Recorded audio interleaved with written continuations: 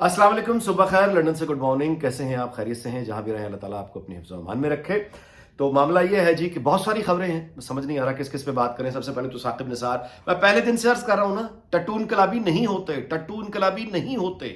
टट्टू जिनका कोई माजी नहीं होता, हाथ पैर कटे होते हैं, ये लोग इनकलाबी नहीं होते, नहीं लड़ सकते रियासतों से। तो टट्टू वो जो है साकिब निसार टट्टू, उस टट्टू ने अब वो मुख्तलिफ चैनल पे भागा फिर रहा है एकदम।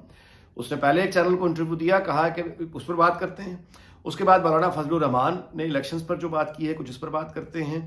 बिलावल भुट्टो की जो इस वक्त उन्होंने जो कहा है कि हम यानी वफाकी हुकूमत छोड़ सकते हैं, कुछ इस पर बात करते हैं। जरदारी साहब ने जो इंटरव्यू दिया, और इसके बाद ही कि पीआईए पे कुछ बात करते हैं कि पीआईए के जो ये पायलट्स हैं, इन्होंने क्यों इस्तीफे की धमकी दी है, क्या है उस टैक्स का, उसका बैकग्राउंड क्या है, इन चीज़ों पे बात करते हैं। लेकिन सबसे पहले साकिब निसार, जो मैंने आपसे गुजारिश की, मरियम नवाज ने 2-4 दफ़ा जलसों में सिर्फ नाम लिया है, तो बाबे का आपने दौड़े देखी हैं। व्हाट्सएप हैक हुआ इसका, ये लड़ेंगे।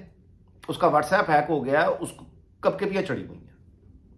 ये वो बुज़दिल आदमी है जिसने तौहीन मकाम रसालत की है।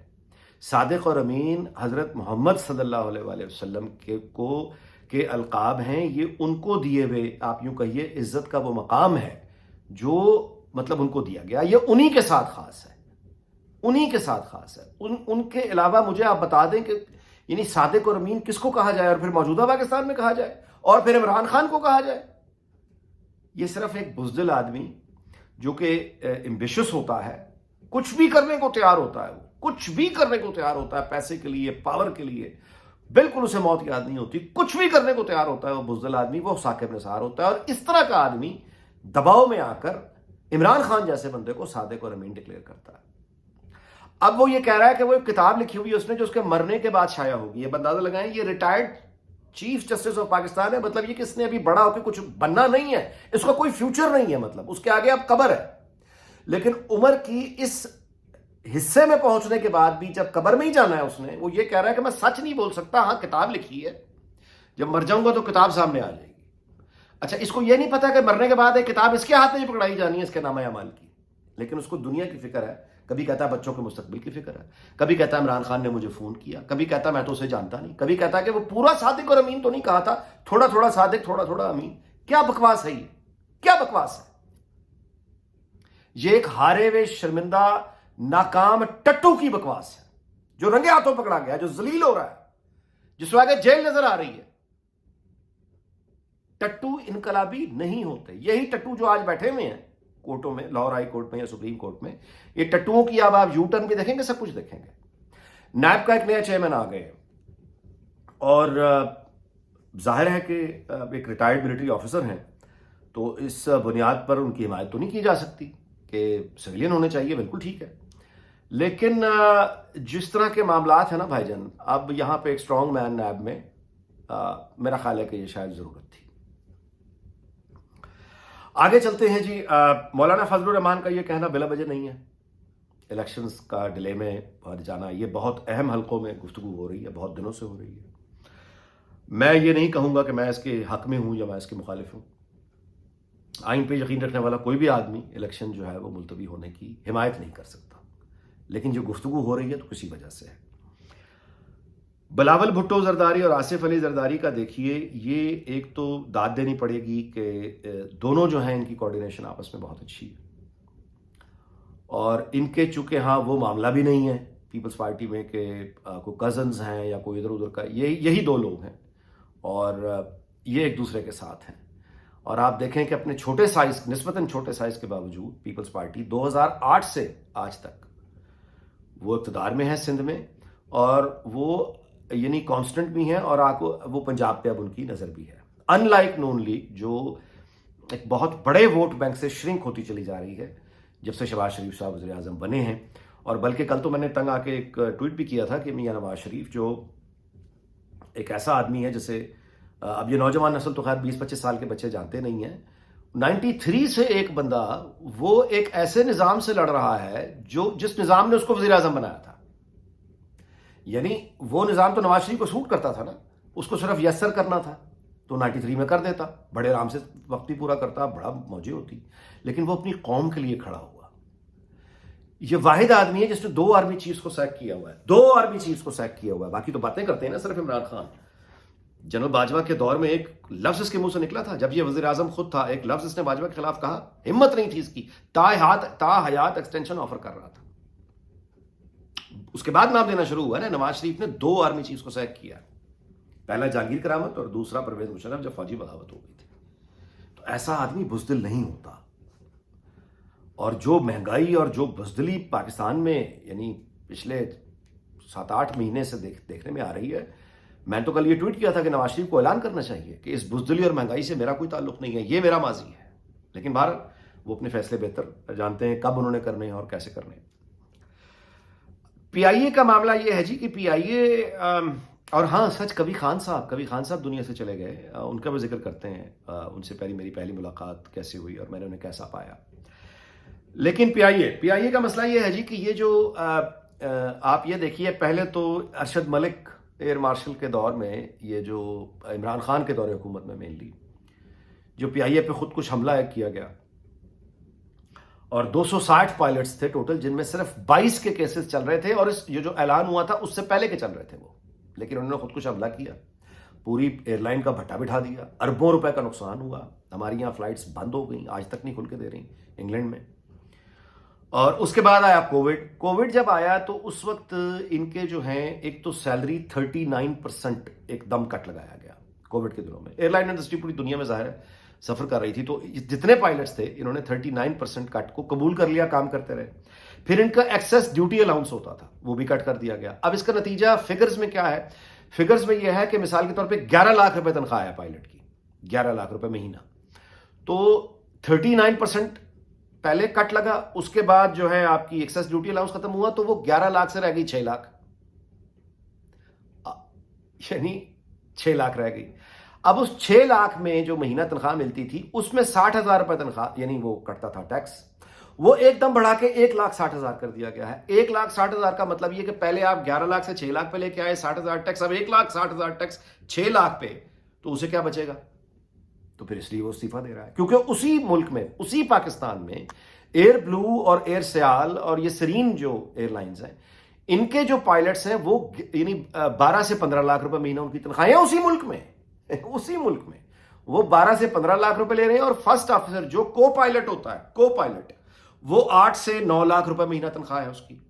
تو وہاں پی آئی اے کا پائلٹ جو ہے وہ اے ٹی آر کا سمجھیں آپ ایک کپتان ہے، وہ دنیا کا جو پاکستان پی آئی اے کے پاس جو اے ٹی آر ہے نا جی، یہ دنیا میں سب سے سستا پائلٹ جو کپتان ہے وہ پاکستان کا پی آئی اے کا اے ٹی آر کا چلانے والا ہے، کیونکہ وہ 6 لاکھ روپے لے رہا ہے. جبکہ ایک کپتان وہاں پہ آپ یعنی 11 سے 15 پاکستان کے اندر دوسری ایئر لائنز میں، تو وہ کیا یعنی کریں گے؟ اچھا یہ اے ٹی آر کی بھی بائی دا وے، یہ 2 اے ٹی آر ہیں، ایک کراچی میں کھڑا ہے وہاں پہ آپریٹ کرتا ہے، ایک انہوں نے گلگت کے لیے لگایا ہوا ہے. اور یہ دونوں اے ٹی آر جو ہیں یہ 20 سال پرانے ہیں، اور پی آئی اے کے اپنے لوگ ان اے ٹی آرز کو فلائنگ کافن کہتے ہیں. یہ اڑتے ہوئے کفن، یعنی کسی بھی ٹائم ان کے ساتھ کوئی حادثہ ہو سکتا ہے. اور ہماری مصیبت ہی یہی ہے کہ جب حادثہ ہو جاتا ہے اس کے بعد تو رونے دھونے ہوتے رہتے ہیں، لیکن جب وہ حادثے کی تیاری ہو رہی ہوتی ہے تو وارننگز پہ کوئی دھیان نہیں کرتا. کوئی پروفیشنل جو ہے وہ رک کے وہ پیسہ اے ٹی آر وہ بگائے چلے جا رہے ہیں، کیونکہ موسٹ امپورٹنٹ جو وی آئی پیز ہیں وہ تو عام طور پہ ان میں بیٹھتے نہیں ہیں، تو اے ٹی آر وہ چل رہے ہیں فلائنگ کافن. پی آئی اے کے لوگوں نے فلائنگ کافن کہہ رہے ہیں. اچھا اب اس میں آگے یہ ہے جی کہ میں آپ سے یہ گزارش کروں کہ ایئر فورس جو ہے یہ بنیادی طور پر ہماری فورسز میں ایک ایسی فورس ہے جس کی بڑی عزت ہے.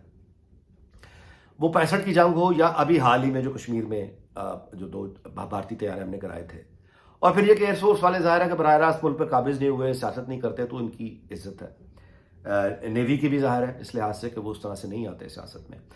تو درخواست یہ ہے کہ ایئر فورس کے جو ذمہ دار ہیں ان سے درخواست ہے کہ کیوں آپ اپنی فورس جس کی اتنی عزت ہے، ہمارے پاس کچھ تو رہنے دیں. پی آئی اے میں آخر آپ لوگوں کا کیا اتنا انٹرسٹ ہے؟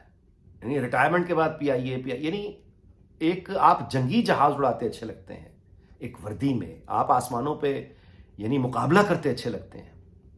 آپ لوگ جب پی آئی اے میں آتے ہیں تو پی آئی اے میں آخر ایسا کیا ہے آپ کے لیے؟ سوال تو اٹھیں گے. پھر پرکس، پریولیجز، پھر اس کے بعد اور 10,000 چیزیں. اچھا سویلین ادارہ جو بھی ہوگا، ہمارے ہاں جو کرپشن کا انڈیکس ہے ہر طرح کے محکمے میں وہ سب اس سے واقف ہیں. کیوں اپنے آپ کو آپ کنٹروورشل کرتے ہیں؟ مسئلہ کیا ہے؟ اب ایک ایک تو یہ کہ وہ دور نہیں ہے، سوشل میڈیا ہے، اتنی بڑی آرگنائزیشن ہے، اور آپ مطلب ہے اب ایک میں اس خبر کی تردید یا تصدیق نہیں کر سکتا، لیکن ایک 777 کی افواہیں بہت سننے میں آ رہی ہیں پی آئی اے سے کہ وہ فورسز کے حوالے کسی پریکٹس کے لیے کیا گیا اور وہاں پہ کوئی گرنیڈ چلا اور وہ پوری باڈی جو ہے 777 کی اڑ گئی. یہ بھی چند مہینے کچھ سال پہلے کا شاید واقعہ ہے. میں اس کی تصدیق یا تردید نہیں کر رہا، لیکن جب آپ ایئر فورس کے لوگ سویلینز میں جائیں گے پی آئی اے میں اور وہاں جا کے اس طرح کے معاملات ہوں گے، پائلٹس کا یہ حال ہوگا، تو وہاں سے بھی ایک رد عمل آئے گا نا. صرف پائلٹ نہیں ہوتے، بہت بڑی آرگنائزیشن ہے پی آئی اے جو سویلینز موسٹلی ہیں. سو یہ میری گزارش ہے کہ اپنے آپ کو کنٹروورشل ہونے سے بچائیں. اچھا جی، اب بات کرتے ہیں قوی خان صاحب دنیا سے چلے گئے. ظاہر ہے کہ بہت افسوس ہوا، اللہ ان کی مغفرت کرے. ایک نسلوں کی نسلیں ان کا کام دیکھا ہے. میں نے پہلی مرتبہ ان کے ساتھ جی ایک ڈرامے میں کام کیا تھا پاکستان میری زندگی کا وہ پہلا پاکستان ٹیلی ویژن کا ڈرامہ تھا. دا ایئر واز 1987. اور اس زمانے میں ہر یعنی جو اس زمانے میں جمعہ چھٹی ہوتی تھی پاکستان میں، جمعرات ویکنڈ ہوتا تھا. تو ہر مہینے کے اینڈ میں ایک لانگ پلے پی ٹی وی چلاتا تھا جو اس سال کے مناسبت سے ہوتا تھا. یعنی اگر سال مثال کے طور پہ 87 ہے تو ڈرامہ 87، ڈرامہ 86، سال 87 ہے تو ڈرامہ 87، سال 85 ہے تو ڈرامہ 85. وہ ہر مہینے کی آخری جمعرات کو ایک سینٹر چلاتا تھا، 1.5 گھنٹے کا لانگ پلے. یعنی ایک مہینہ کراچی، اگلا مہینہ لاہور، پھر یعنی کوئٹہ، یعنی راولپنڈی، اسلام آباد، پشاور. یہ اس طرح اس کے ارینجمنٹ ہوتے تھے. تو وہ ڈرامہ تھا جی ڈرامہ 87، اس کا نام تھا میرا پیغام محبت ہے. دسمبر میں وہ آن ایئر ہوا تھا. تو کبھی صاحب اس میں مرکزی رول تھا، میں ظاہر ہے اس میں بالکل نیا. تو وہاں سے ان سے اب یوں کہیے کہ عزت اور شفقت کا سلسلہ شروع ہوا. پھر ہم نے بہت ٹی وی ڈراموں میں اکٹھے کام کیا، اسٹیج تھیٹرز میں ہم نے کام کیا. اور تماثیل ایک تھیٹر لاہور میں ہے. مجھے وہاں کی ایک شام ہمیشہ یاد آتی ہے جب مرحوم افضال احمد کے ساتھ میں بیٹھا ہوا تھا اور مرحوم قوی خان صاحب، مرحوم اب کہنا پڑتا ہے، یہ بھی آئے اور ایک بحث چل پڑی. وہ نوجوانوں کا ایک شوق ہوتا ہے کہ پاکستان چھوڑ کے باہر جا کے سیٹ ہونا ہے، کیا پتا تھا کہ واقعی آنا پڑے گا. تو میں افضال صاحب سے مشورہ لے رہا تھا اور افضال صاحب بڑی سختی سے مجھے ڈسکریج کر رہے تھے کہ نہیں، پاکستان چھوڑ کے نہیں جانا، یہی رہنا ہے، یہی رہنا ہے. اور قوی صاحب انٹر ہوئے اور قوی صاحب سے جب کو پتہ چلا تو قوی صاحب نے بالکل ان کے سامنے ان کے الٹ بات مجھے بتانی شروع کی. انہوں نے کہا تمہیں چلے جانا چاہیے، ہر آدمی کو، نوجوان کو. اگر اللہ کی زمین ہے اور یہ ملکوں کا جو ہے، یہ تو کوئی ایسا 100 سال پہلے کا معاملہ ہے اور ہجرتیں ساری زندگی انسان کرتا رہا ہے. ہجرتیں نہ ہوتی تو دنیا کا کلچر کبھی اتنا خوبصورت نہ ہوتا. تو بالکل ٹھیک ہے، تم جاؤ. اور آپ یقین کیجئے قوی صاحب نے مجھے وہی مشورہ دیا جو خود انہوں نے اپنے بیٹوں کو دیا. مطلب عدنان قوی اور مہران قوی وہ پھر کینیڈا چلے گئے اور قوی صاحب کا اپنا انتقال بھی کینیڈا میں بیٹے کے پاس ہی ہوا. تو یہ ایک واقعہ سنانے کا مقصد آپ کو یہ ہے کہ قوی صاحب ہوں یا افضال احمد صاحب ہوں، یہ اس نسل سے تعلق رکھتے ہیں. مطلب ان لوگوں کی وہ تربیت تھی کہ یہ اپنے جونیئرز کو نہایت دیانتداری سے اگر وہ ایک مشورہ مانگتا تھا تو اتنی ہی سنجیدگی اور جذباتی ہو کے دیتے تھے جیسے بالکل اپنے کو بیٹا اگر کوئی آپ سے مشورہ مانگے. مطلب ہے افضال احمد مرحوم اور قوی خان مرحوم اس محفل کے اینڈ میں مجھے یاد ہے کہ بات یعنی وہ دونوں ایک طرح سے گویا تلخی پر اترائے تھے مجھے لے کر، جو نہ میں ان کا سگا رشتہ دار نہ ان کا سگا رشتہ دار، لیکن خلوص نیت کے ساتھ دونوں بزرگ اپنے اپنے جگہ پہ کھڑے ہو کے یعنی مجھے نصیحت کر رہے تھے کہ مجھے آگے کیا کرنا ہے. یہ بھی خیر جانے سے پہلے کہہ کے چلوں کہ عمران خان پہ جو یہ پیمرا نے پابندی لگائی ہے، اس کو بہت سے لوگ کہہ رہے ہیں، مکس کر رہے ہیں کہ یہ پابندی اسی طرح قابل مذمت ہے جس طرح نواز شریف پر پابندی لگی تھی. جتنی وہ غلط تھی یا الطاف حسین پہ پابندی لگی تھی، جس طرح سے وہ غلط تھی اس طرح یہ بھی غلط ہے. یہ پلیز انڈرسٹینڈ، چیزوں کو نا مکس نہ کیا کریں. ہم لوگوں میں یہ بڑا ہی پرابلم ہے کہ ہم نواز شریف اور مریم نواز یہ لوگ جھوٹے الزام نہیں لگایا کرتے تھے، جھوٹے یعنی کردار کشی نہیں کیا کرتے تھے، یعنی قومی راز اور یعنی قومی اداروں کو اس طرح سے ملائن نہیں کیا کرتے تھے جس طرح عمران خان کرتا ہے.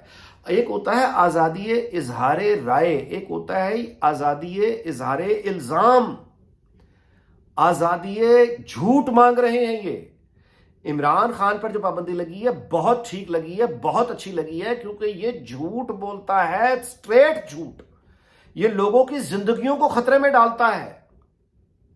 جب آپ ڈسپلنڈ فورس کے لوگوں کو کہیں گے بغاوت کر دو، جو اے وائی پہ اس کے شہباز گل نے کیا، اور اس کے بعد عمران جو یہ نام لے کر یہ ان کی زندگیوں کو خطرے میں ڈالتا ہے.